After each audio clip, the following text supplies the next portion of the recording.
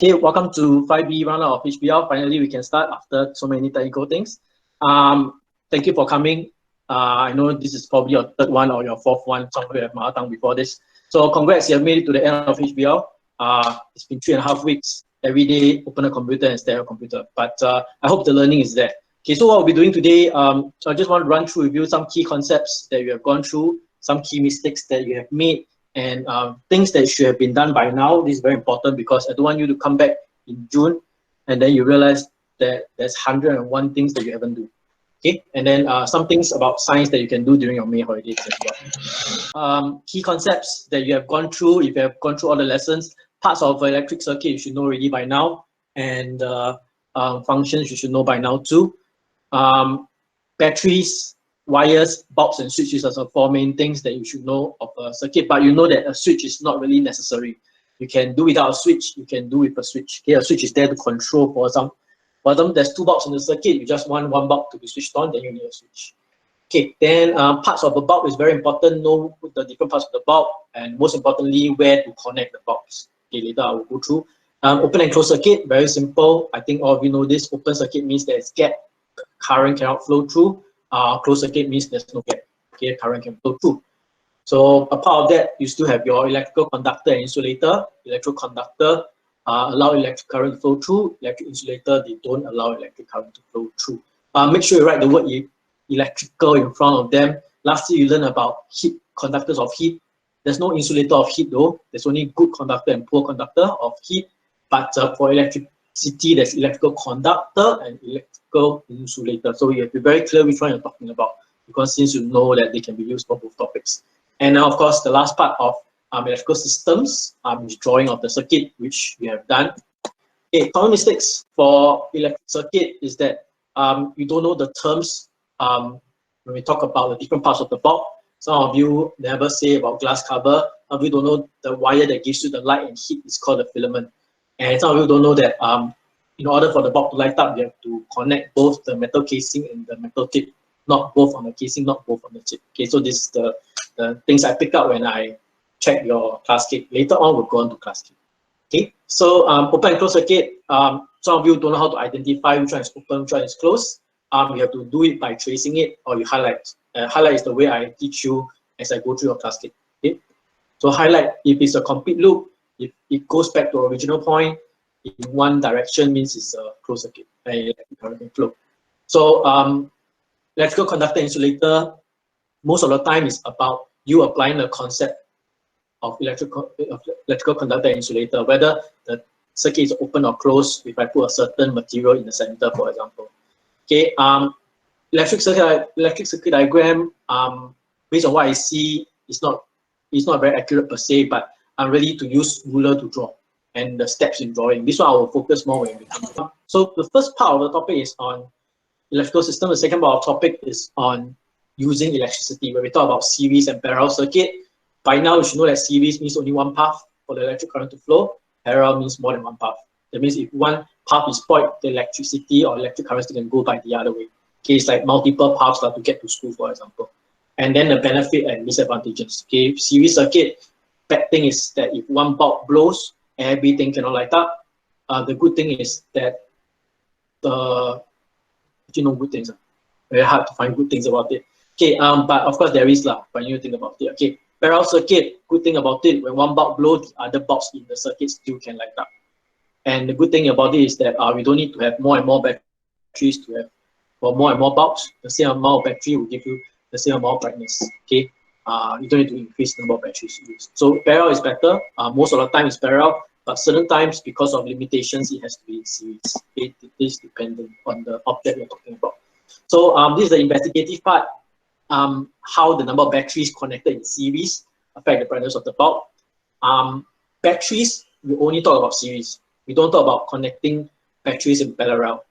Do we do that? Sometimes yes, but not what you need to know. Okay, you don't need to know about connecting batteries in parallel. We only know connecting batteries in series. So this is the theory behind. You got more batteries, will provide more electric current, bulbs become brighter. This is quite common sense. More batteries, more electric current, bulbs become brighter. Other concepts that we learn, bulbs connected in series, bulbs connected in parallel, how it affects the brightness of the bulb. This part, I think some of you never use that online software to try it out, so you don't really get it. Okay, so you really need to try to do it. Okay, we can't do it at home. We can only do it online using the software. So when you have many bulbs connected in series, in a sense, they share the electric current. I don't like to use the word they share. Sharing is just a way we teach you to understand it better, but in actual fact, they don't share the electric current. Okay? So conceptually, scientifically, it's wrong to say they share the electric current. Just know that when you have more bulbs in series, there are less electric current flowing through each bulb. When you have less electric current, bulb become less bright. Brightness of the bulb always depend on electric current. More current, brighter bulb. Less current, bulb become less bright. Okay, so we have more bulbs connected in series, there is less current flowing through each bulb, become less bright. And on the other hand, if you connect in parallel, if you have did the experiment, you will know that if you have more bulbs connected in parallel, it doesn't matter. The same amount of current actually flows through each bulb, so the brightness will remain the same whether there is 2 bulbs connected in parallel, 3 bulbs connected in parallel, or 99 bulbs connected in parallel. They are all the same brightness, and that is the benefit of having a parallel circuit. Okay, common mistakes here is identifying benefits and disadvantage of both arrangements. Some of you don't know why sometimes you use series, why sometimes you use parallel. How does the effect of the batteries affect the brightness? And of course, the effect of the bulbs connected in series and parallel on the brightness, which is what we said just now. Okay, so that is what we have gone through. I know you are not very good at it. I know you don't totally understand everything. As I said, this is the limitation of HBL. We cannot make sure that I cannot be sure that, for example, Jiaxing knows everything, although Jiaxing work is like perfect. Okay, but I don't know. Okay, it might be because there is help, because you refer somewhere, somehow get the answer. But at least by now you have heard, you will know something about series and parallel circuit. Okay, you might not really understand why increasing bulbs in parallel, the brightness remains the same. Doesn't make sense to you, it's fine. When we do it in real life, then you will see it. Sometimes you have to do it in real life, really understand what the teacher is teaching or the content is all about. All right, so don't worry, at least now you know something about it. You can go and read more about it to make it better, but if you really don't understand, it's okay, at least you know something about it. When we come back in June, we'll patch up all these gaps and make sure you're fine with it. Okay, so HBL is over. Today is the last day. There's no work today except for the answers for last Thursday on SLS. Whatever thing you've done in class, keep okay, but now I want you to focus on the hard copy work. I don't want you to come back in June and then tell me that, teacher, I haven't done this, teacher, I haven't done that. And then there's a lot. As you can see later on, there's a lot. Okay, so I'm going to go through with you all the work that you have done so far. Make sure all the corrections are done. If you miss certain lessons, go back to YouTube, catch the YouTube, get the corrections done, get the work completed. Okay, so we start off with cell. This is in the activity book, this exercise 4 activity book. Make sure exercise 4 of the activity book, page 32, 33 is completed. Make sure 5.1, okay, activity 5.1 is completed, page 34. 5.2, page 35 is done. 5.3, page 36 and 37 is done. That's all on electrical system, and also exercise 5, 38 to 39. It is all on electrical system, all in the workbook.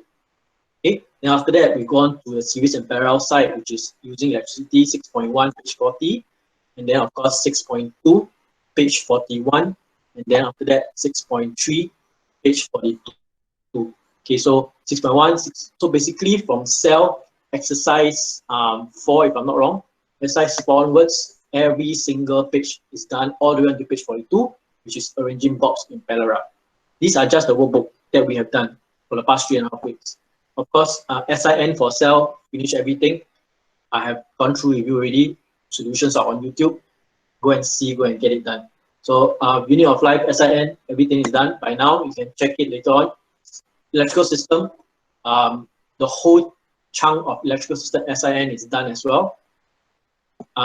Or using electricity, only page 1 to page 7. You realize page 8, 9, 10, 11, the kind of thing are all how to use electricity wisely, how to save electricity, and how to use it safely, which is kind of common sense for you. So you can read about it. We'll go through it when we come back to school. It's quite fast because it's quite common sense to us. For example, don't pour water into electrical appliance, obviously. Okay, so this is just your SIN.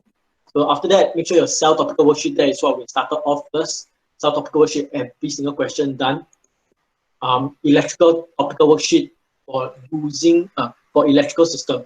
Okay, there's two worksheets. One is using electricity. One is electrical system.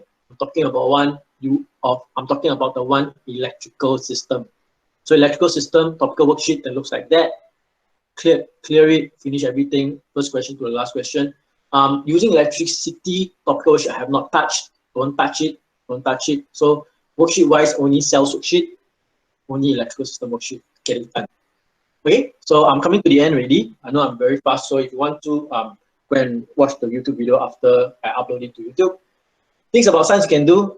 As I said just now, we have electricity safely and use electricity wisely left. Read up on it, quite common sense one. Don't think it's too difficult. Use your textbook, it's quite straightforward. When we finish electricity in term 3, which is I think 2 weeks will be enough, we will start on water and water cycle. Okay, water and water cycle, things like evaporation, things like freezing, things like boiling, things like melting. We will talk about them. So you can read up on water and water cycle. That's the next topic. That is on, if I'm not wrong, cycles. Okay, now we're still on systems, right? So the next one is on cycles. Should be green in color. Okay, then read up online and play online puzzle. Like what I said last week to those who attended my Google Meet. I will not give homework, but every Tuesday from tomorrow onwards, I will post on SLS some links for online science material that are related to what we study. Some might be games, some might be articles, whatever not. Okay, I'm still working on the deck toys for electricity. I'm not very sure if you have heard of this thing before or not. It's like a puzzle. It's like it's not like it's like a game lah, basically, like got different levels type.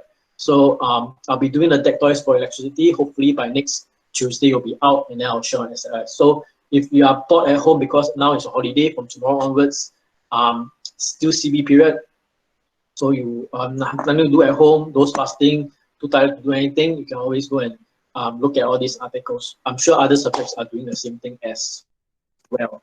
Okay, so this is the end of